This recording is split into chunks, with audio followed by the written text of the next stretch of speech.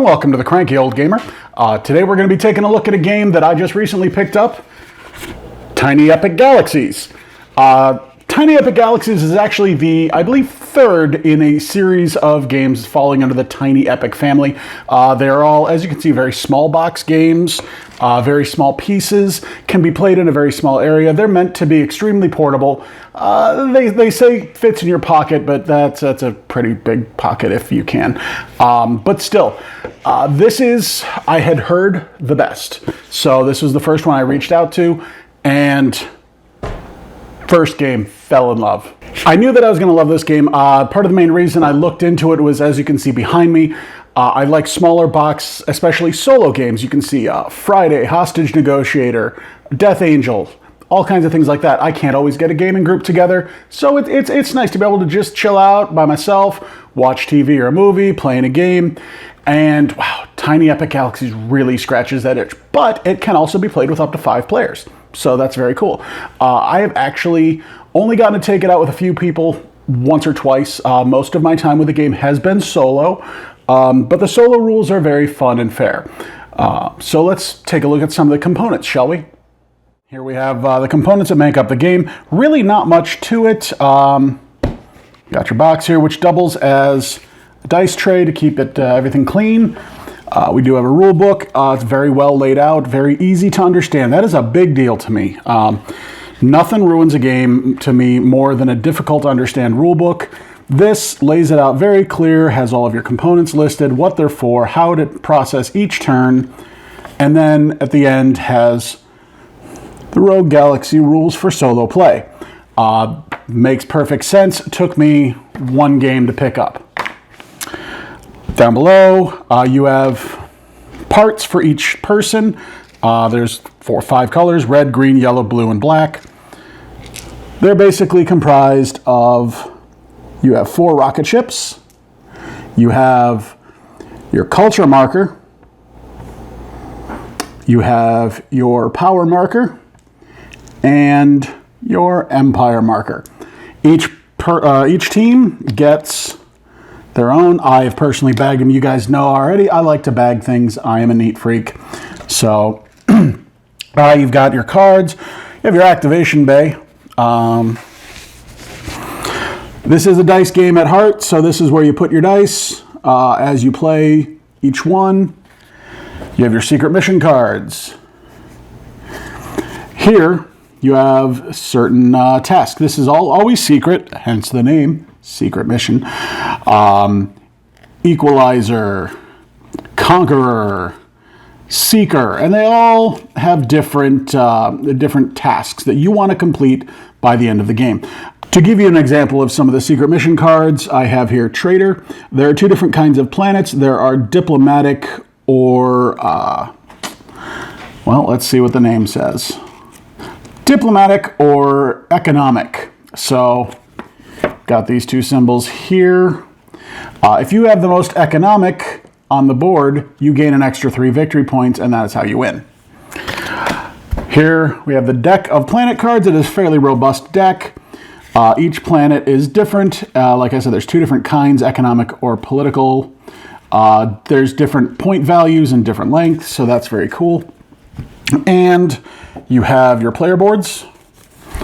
These are double-sided. You either one for each of the 5 players, or if you flip them, they are the different difficulties of rogue planets for solo play, ranging from beginner and easy up to hard and epic, with a medium in the middle. So, take a good look at that here, see what those look like. You've got your tracks. This is your empire track, your dice track, and your points track. Obviously, you want to move up on each one of them. We'll go over the rules in just a moment. And lastly, I want to show off my favorite part, the dice. I would say the dice are probably my favorite part of the game, just because I really like custom dice. They are, as you can see, 6-sided. Each one has the different symbols for play. You have rocket ship, you have culture, power, diplomacy, economy, and colony. I will explain the rules in just a moment. But this is the crux of your game right here. At its heart, this is a colony building game. Everybody has their little track here, and you want to take over individual planets, whether they be diplomatic or economic, using the actions based on your dice.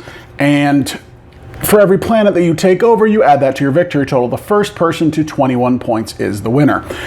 From there, you hash out your secret missions, which could make or break. But it's a dice game that has some strategy to it. It's not just Yahtzee in space, which I like. I'm iffy on dice roll games. Like, for example, I don't care for Elder Sign. Elder Sign is straight up just dice rolls. You win or you lose. There's minimal strategy. I've had people argue me on this, and I know that it's item management, but that's a whole different game. For this, it's your dice rolls, and you're deciding what to do with each one. You're deciding where to put your ships, how to spend your points, whether to gamble on taking a good like a high point value planet, or if you want to just kind of play it easy with the 1 and 3 level planets, and whether you want to spend your points on following your opponents, or if you want to spend your points on upgrading your planets. So the more you upgrade, the more ships you get, the more dice you get to roll each turn. So let me go ahead and show you how to play. All right, so this is your basic setup. You're going to have a player deck for each person. Each person starts with 1 culture, 2 energy, 2 ships on the board. You place their other 2 ships on the marked squares and put your empire marker on the star. So these tracks, you follow along how far you are. This says I get 2 ships and 4 dice. Okay, here's my 4 dice. Great. So you always set out 2 more planets than there are players. So if you were playing a solo game, you'd have yourself and a rogue galaxy, so you'd put out 4. If you're playing with 2 people, you'd put out 4, 3, you'd put out 5. Math. Math is fun. Okay, so you've got different planet values. You'll see here 2, 3, 7, and 1. I just kind of picked randomly. You'll also see squares up here. This is a power planet. This is a culture planet, power, culture. You'll also see this is diplomacy, this is economic. All of the planets are pretty random, and here's how we go. So we make a dice roll, and my first action, I got a ship. I have chosen to use that. I am going to place a ship on, we're going to place it on this track here. You put your ship at the start of the track. What else do I have here? I'm going to use 1 culture to move myself up that track. And you know what? Everybody gets 1 reroll per turn for free. So I'm going to go ahead and reroll that. What did I get? I got another ship, and I got a power. Okay, so I'm going to take this. And now what I can also do, I can either put my ship on this track, and if I complete the track and get all the way to the end, then I claim this planet, I get 2 victory points, and whenever I roll a colony, I get to use whatever is on the bottom here. Like this one says, re-roll any number of your inactive dice. Inactive is anything that I have not placed here. So what I could also do, I can take my ship here, and instead of placing it on the track, I can place it on the planet. If I do that, I get this one-time use. So say I wanted to land on this planet and use it, I can convert any number of culture into power. So let's say I wanted to get rid of that and up my power by 3. Fantastic. All right, so what this was actually, I believe, a power. So this is my last die. I've already re-rolled. Let's go ahead and do that. Now for a power, you get 1 power for every planet or every ship you have in your galaxy, and for every ship you have on a power planet. I have 1, so I get 1 power. All right, and my turn is done.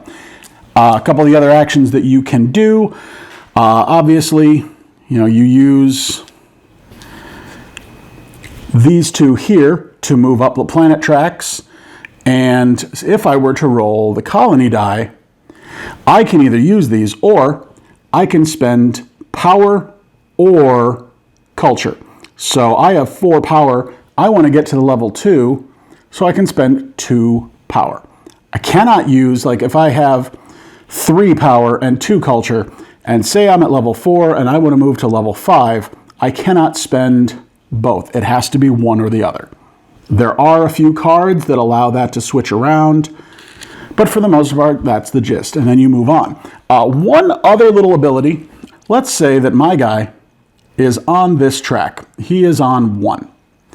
My opponent, this red guy, he is on track. He is on number 5. It's my turn. I roll economy. Now this will move my guy 1 piece. Any of my opponents, and I can do this on their turn as well, can spend 1 culture to follow my action. So following that action means he would go to the final stage, and he now claims this planet, and this nets him 7 victory points. I think one of my favorite things about this game is the fact that it's just so simple. It's really easy to pick up. It's really easy to learn. It's easy to set up.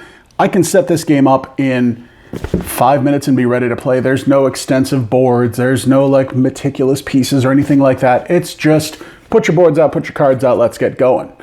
And I think that's a lot of fun. Too much setup sometimes. Like for example, one of my favorite games. I love Dead of Winter. I hate setting up Dead of Winter.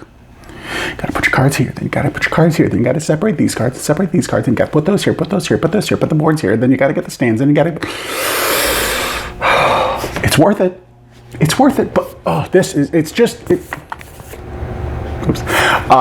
it's just simple and easy and fun, and you can play a game. I can put on an hour-long TV show and still get in 2 games and enjoy the heck out of both of them. And then that's as a solo. It took us a little bit longer to play the multiplayer game, but not much. It really didn't. I think the only reason it took so long for all of us to play it was because we were chatting and goofing off and heckling and stuff like that. The solo game, you don't have that, so you can beat the rogue planet. I was gonna say you can beat yourself, but you can beat the rogue planet in 20 minutes, or have the rogue planet beat you. The solo is not easy. I did realize that, as easy as the game is to understand, part of the reason I lost my first few rounds, I was wildly misinterpreting the rules. I could not figure out why my rogue planet was just empire shooting through the roof. Seemed like every other turn it gained an empire level until it hit level 6, and I was like, how the hell did I just die? Oh, that only raises its empire with power, not with... Because every time I rolled culture, I thought it gained up. Now, anyway, I'll let you read the rules.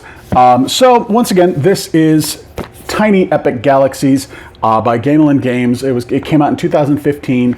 It averages, I've seen it around like $20 to $25 between CSI and Amazon, which are my 2 favorite places to shop.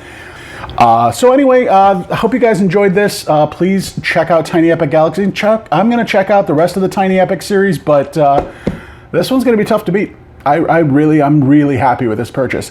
Guys, don't forget, like, comment, subscribe. I hope you guys have been enjoying my videos.